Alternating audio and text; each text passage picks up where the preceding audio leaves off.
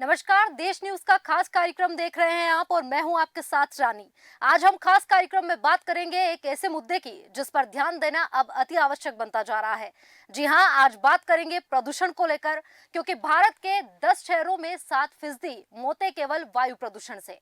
भारत में वायु प्रदूषण ने कहर इस कदर बरपाया है कि 10 बड़े शहरों में होने वाली 100 में से 7 मौतें के लिए केवल जहरीली हवा जिम्मेदार है। भारत के 10 सबसे बड़े शहरों में 7% मौतों के लिए वायु प्रदूषण जिम्मेदार है। गुरुवार को जारी एक विस्तृत रिपोर्ट में बताया गया है कि भारत में सदियों हजारों लोगों की जानें बचाने के लिए फौरन कदम उठाए जाने की जरूरत है।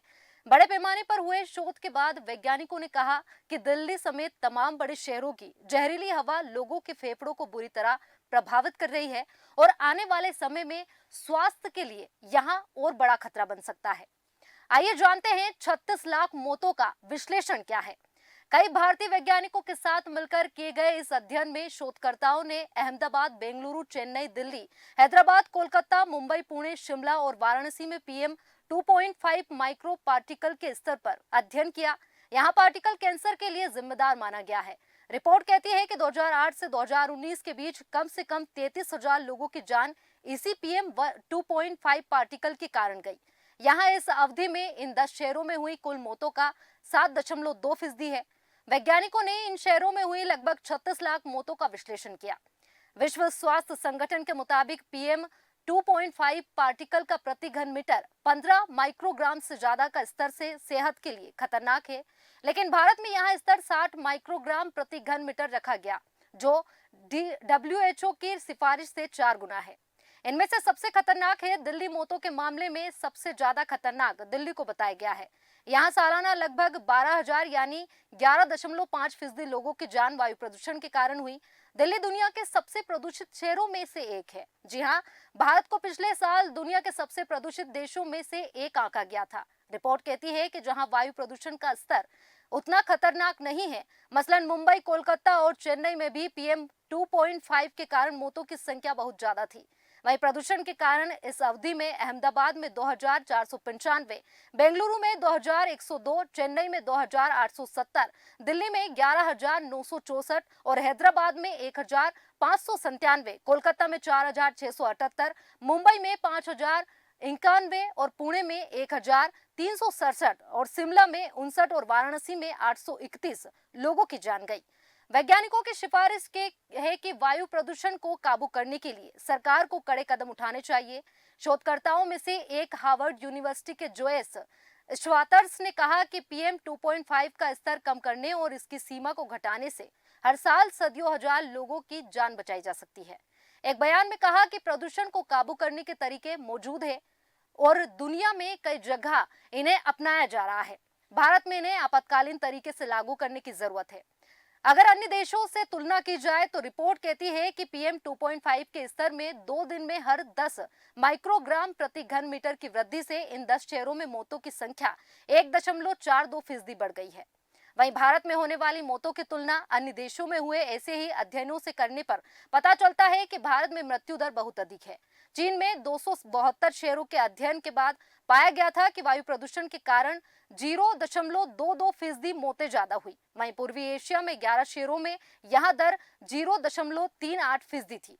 हालांकि ग्रीस, जापान और स्पेन में मुकाबले भारत में मृत्यु दर कम पाई गई। वही शोधकर्ताओं के मॉडलिंग तकनीकी का इस्तेमाल करते हुए वायु प्रदूषण के स्थानीय स्रोतों जैसे परिवहन, कूड़े को जलाना और डीजल जनरेटर आदि को अलग कर दिया था। वे कहते हैं कि अगर इन स्रोतों को भी मिला लिया जाए तो रोजाना होने वाली मौतें 3.45% बढ़ जाएगी। लेकिन क्या अमीर देशों को वायु प्रदूषण के खतरों की चिंता नहीं है? जब बात साफ हवा और सेहत और उससे होने वाले फायदों की पहचान की हो तो अफ्रीका के गरीब देश दुनिया के अमीर देशों से आगे हैं। हालांकि इन देशों को भी अपने लक्ष्यों के लिए स्पष्ट नीति लाने, कदम उठाने और पर्याप्त धन की जरूरत होगी। एक नई रिपोर्ट में नाइजीरिया, आइवरी कोस्ट, माली, टोगो और घाना को उन प्रमुख देशों में शामिल किया गया है जिन्होंने संयुक्त राष्ट्र को सौंपे क्लाइमेट एक्शन प्लान में हवा की गुणवत्ता को लेकर चिंता जताई है। इस क्लाइमेट में एक्शन प्लान को NDC कहा जाता है। जहां बुधवार को जब global climate health alliance GCHA ने स्कोर कार्ड जारी किया तो पता चला कि शीर्ष पर मौजूद 15 देशों में 14 देश कम या फिर मध्यम आय वाले देश है। इनमें कोलंबिया, माली शीर्ष पर है। वहीं उच्च आय वाले देशों की तरफ से अकेले चिली है। जितने एनडीसी का विश्लेषण हुआ है उनमें कुल मिलाकर एक तिहाई यानी कि 170 एनडीसी में से केवल 51 ने वायु प्रदूषण के सेहत पर असर का जिक्र किया है। वायु प्रदूषण से 65 लाख लोगों की मौत, इसका मतलब है कि करीब 6 अरब लोगों ने ऐसे हैं जो देशों में रह रहे हैं जहां स्वस्थ हवा और जलवायु के बीच संबंधों को एनडीसी में चिन्हित नहीं किया गया है। स्कोर कार्ड में बढ़िया प्रदर्शन करने वाले कई देशों में भी वायु प्रदूषण के कारण मृत्यु दर काफी ज्यादा है। वायु प्रदूषण मुख्य रूप से जीवाश्म ईंधन के चलते पैदा होता है। इसकी वजह से हर साल दुनिया भर में 65 लाख लोगों की मौत होती है। पिछले साल लेसेंट प्लेनेटरी हेल्थ जर्नल में छपी एक रिपोर्ट के मुताबिक यहाँ संख्या लगातार बढ़ रही है।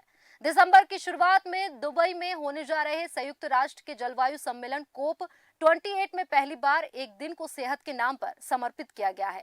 इसके पीछे मकसद यहाँ है कि ज्यादा से ज्यादा देश जलवायु परिवर्तन से जुड़े सेहत के खतरों की पहचान करें और उससे निपटने के लिए कदम उठाएं। सालाना सम्मेलन में एक मंत्री स्तर की परिचर्चा भी होगी जहां आपस में जुड़ी समस्याओं से निपटने पर बात होगी। हालांकि नागरिक समुदाय और सामाजिक कार्यकर्ता इस बात से चिंतित है कि कोप 28 के पहले घोषणा पत्र के ड्राफ्ट में वायु प्रदूषण का जिक्र नहीं है। इसी घोषणा पत्र के अंतिम प्रारूप पर सभी देशों की सरकारें दस्तखत करेगी। वायु प्रदूषण से बचने की नीतियां। जीसीएचए की नीति प्रमुख जेसिका बेगले का कहना है कि एनडीसी में वायु प्रदूषण के विचारों का गायब रहने का मतलब है कि धरती, लोक और अर्थव्यवस्थाओं के लिए मौका खो दिया गया। रिपोर्ट में कहा गया है कि अक्षय ऊर्जा के इस्तेमाल और घरों की रसोई में खाना बनाने में स्वच्छ ऊर्जा के इस्तेमाल जैसी नीतियों में सेहत से जुड़े खतरों से निपटने की क्षमता है। इसके साथ ही इनमें अस्थमा और दिल की बीमारियों पर होने वाले खर्च की समस्या से भी निपटा जा सकता है।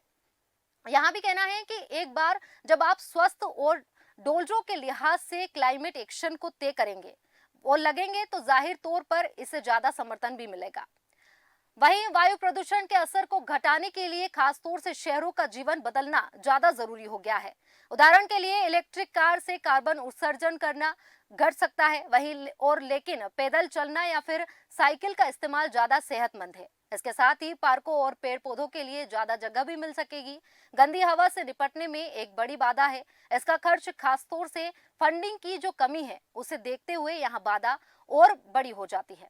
हाल ही में जारी state of global air quality Fundy report बताती है कि अंतर्राष्ट्रीय विकास निधि का केवल 1% ही वायु प्रदूषण से निपटने में खर्च किया गया है। यहां आंकड़ा 2015 से 2021 के बीच का है। इसी अवधि में अंतर्राष्ट्रीय सार्वजनिक जलवायु निधि पर 2% खर्च किया गया।